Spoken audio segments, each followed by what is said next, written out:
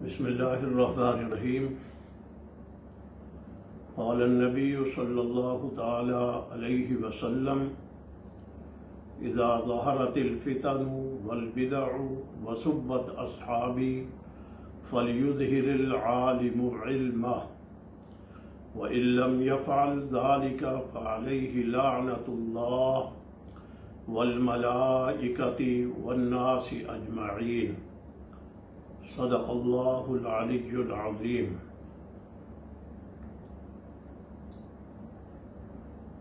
آج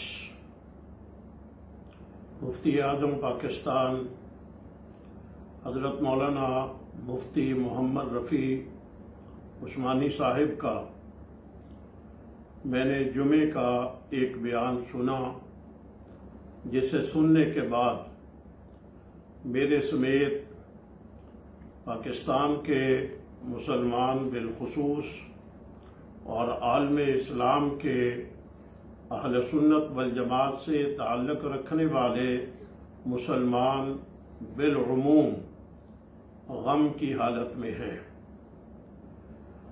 اور مجھے ملک بھر سے اور باہر کی دنیا سے ٹیلی فونوں پر رابطہ کر کے حضرات علماء کرام اور عوام اہل سنت اپنے اپنے انداز میں اپنے جذبات کا اظہار کر رہے ہیں۔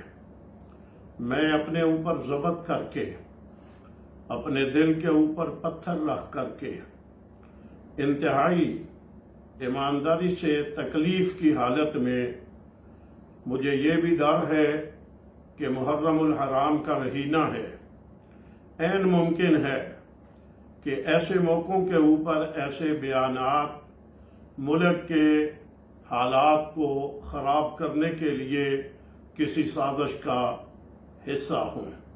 میں نے ہمیشہ سازشوں کو ٹھکرایا ہے، میں نے ہمیشہ سازشوں کو ناکام بنایا ہے۔ ہم نے ملک کے امن و امان کو ہمیشہ سامنے رکھا ہے، مگر کیا کریں، ملک اپنی جگہ پر ہے۔ حضرات صحابہ کرام، خلفائے راشدین، اہل بیت اطہار، ازواج مطہرات، وہ ہمارے ایمان کا حصہ ہیں۔ ہم ان کی گستاخی اور ان کی توہین کسی صورت میں بھی برداشت نہیں کر سکتے۔ مولانا مفتی رفیع عثمانی صاحب کا بیان ایسے وقت میں لمحہ فکریہ ہے۔ یہ کسی دوسرے طبقے کا آدمی یہ بیان دیتا تو مجھے شاید افسوس اور تعجب نہ ہوتا۔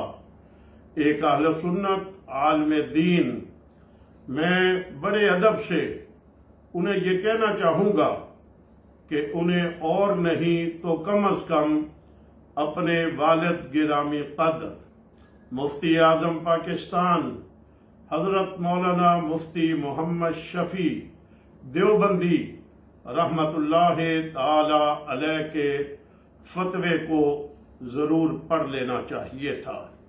میں انہیں ضرور یاد دلانا چاہوں گا، دارالعلوم دیوبند میں 29-30 اکتوبر 1986 کو ہونے والے اجلاس میں جو متفقہ فیصلہ ہوا تھا، وہ فیصلہ میں حضرت مفتی صاحب کو یاد ضرور کروانا چاہوں گا۔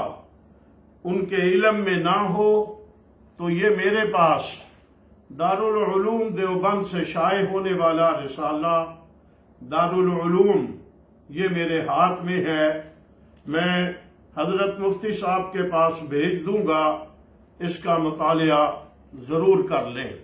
میں حضرت مفتی صاحب کی خدمت میں کراچی سے شائع ہونے والا بینات کا خصوصی نمبر جو حضرت مولانا محمد یوسف لدھیانوی رحمت اللہ تعالی علیہ نے پاکستان، ہندوستان، بنگلہ دیش کے مفتیان کرام کے فتاوی جات کو اس بینات رسالہ کے اندر لکھا تھا، میں ضرور کہنا چاہوں گا حضرت مفتی صاحب آپ اس کا مطالعہ ضرور کر لیں۔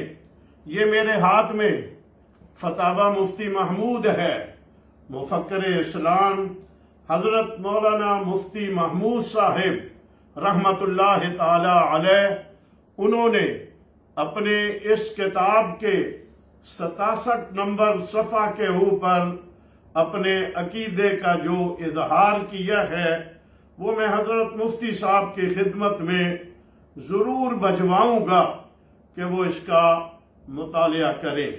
میں اس وقت نہیں چاہوں گا کہ مناظروں کی طرح میں دلائل دوں، میں بحث میں پڑھوں، میں چیلنج کروں۔ میں حضرت شیخ الاسلام حضرت مولانا تقی عثمانی صاحب جو ان کے چھوٹے بھائی ہیں، میرا ان سے محبت کا رشتہ ہے، میں ان کی خدمت میں ضرور یہ ادب کے ساتھ گزارش کروں گا کہ اپنے بڑے بھائی جان جو عمر کے لحاظ سے اس وقت عمر کے آخری مقام کے اوپر پہنچے ہوئے ہیں، انہیں یہ ضرور کہیں یہ وقت ان کے فتاوی جات دینے کا نہیں ہے، اور اختلافی مسائل ان کے لیے بیان کرنا اس عمر میں مناسب نہیں ہے۔ وہ مسجد میں بیٹھے اللہ اللہ کریں، اپنی آخرت کا فکر کریں۔ کل کے ان کے جمعے کے بیان نے اہل سنت والجماعت کے لاکھوں کروڑوں کی تعداد میں دنیا میں رہنے والے اہل سنت کے دلوں کو زخمی کر دیا ہے۔ میں پھر ڈرتے ہوئے بڑے ہی ادب کے ساتھ انہیں کہنا چاہوں گا کہ وہ اپنی آخرت کی فکر کریں، اس عمر میں وہ چھوڑیں، نہ وہ اختلافی مسائل بیان کریں اور نہ ہی وہ ایسے فتوے دینے کی کوشش کریں۔